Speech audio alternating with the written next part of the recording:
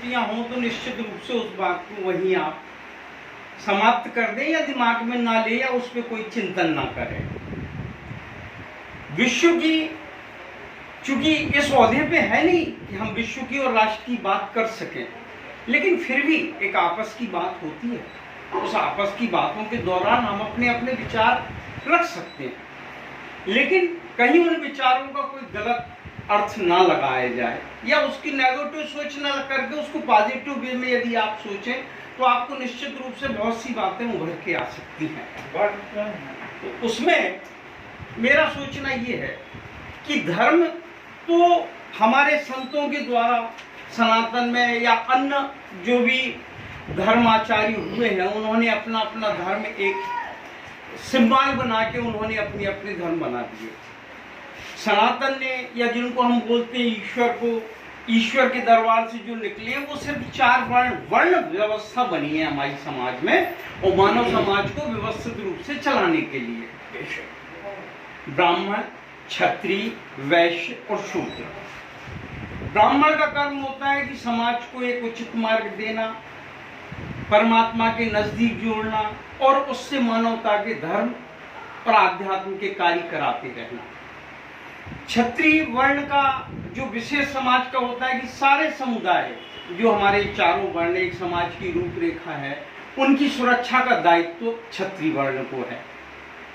तीसरा वर्ण आता है वैश्य। वैश्य का है कि बाकी के जो 3 वर्ण हैं उनकी आवश्यकता वाली वस्तुओं की पूर्ति करने का। और जो शूद्र है वो शूद्र है बाकी के 3 समुदाय के लोगों की सेवा करना, जहां जैसी व्यवस्थाएं हों उस हिसाब से उनको सेवा में रखना। बाकी तो जो धर्माचार्यों ने जो अलग अलग धर्मों को बांट दिया है तो वो निश्चित रूप से हमारे समाज को भटकाव की रास्ता पे खड़ा कर दिया है। समाज का सबसे बड़ा धर्म होता है राष्ट्र धर्म। वाह क्या बात। राष्ट्र धर्म से बड़ा होता है फिर अपनी जन्मभूमि की सेवा करने का धर्म, और कहीं इन सब चीजों से ऊपर होता है मानवीयता का। मानव बहुत अच्छी, बहुत बढ़िया। मानवता, व्यक्ति कोई धर्म ना अपनाए, सिर्फ मानव धर्म अपना ले, मानवीयता के अनुरूप वो अपने कार्य, विचार और समाज की सेवाएं करता जाए, खुद का उदर पोषण और परिवार का उदर पोषण करता जाए, इससे बड़ा कोई धर्म नहीं होता। तो ये मेरे विचार तो ऐसे हैं, बाकी जिसका जो देखिए जहाँ जैसा हो। इसमें व्यक्तिगत विचार वाला प्रश्न आपने सभी के लिए लगभग समाप्त कर दिया। न किसी राजनीतिक स्तर पर और ना ही कोई सामाजिक। आपने तो शुद्ध मानव धर्म को लेकर एक नीति का बयान और बखान कर दिया है कि मैं समझता हूं कि लोग उस पर शांतिपूर्ण ढंग से एकाग्रचित्तता से यदि मनन करें तो निश्चित रूप से इस मार्ग पर चलकर हम अपने राष्ट्र को शांति के मार्ग पर आगे ले जा सकते हैं और अपने देश को महान बना सकते हैं। बाकी जो हमारे अंतरराष्ट्रीय जितने भी संत हैं उन्होंने मानव समाज और राष्ट्रों को सिर्फ एक ही संदेश भेजा है और वो संदेश रहा है हमेशा शांति का, मानवीयता का, एक दूसरे के प्रति उदार विचार का। उन्होंने हमेशा एक ही संदेश दिया है और निश्चित रूप से हमारे समाज को उन संतों के, उन महात्माओं के, उन अंतरराष्ट्रीय संतों के इस भावना का सम्मान करना चाहिए और जहां तक हो सके अपने हृदय के परिवर्तन करते हुए मानव सेवा के लिए अग्रसर होना चाहिए। क्या बात है, आपने इतनी प्यारी बात कही और एक्चुअली द्वंद्व वहीं खड़ा होता है।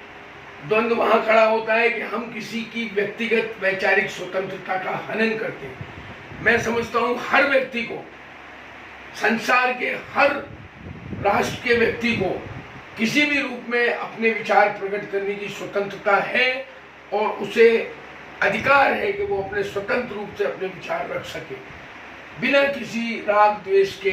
अपनी स्वतंत्रता उसको प्यारी है और वो अपने विचारों से सबको अवगत कराए।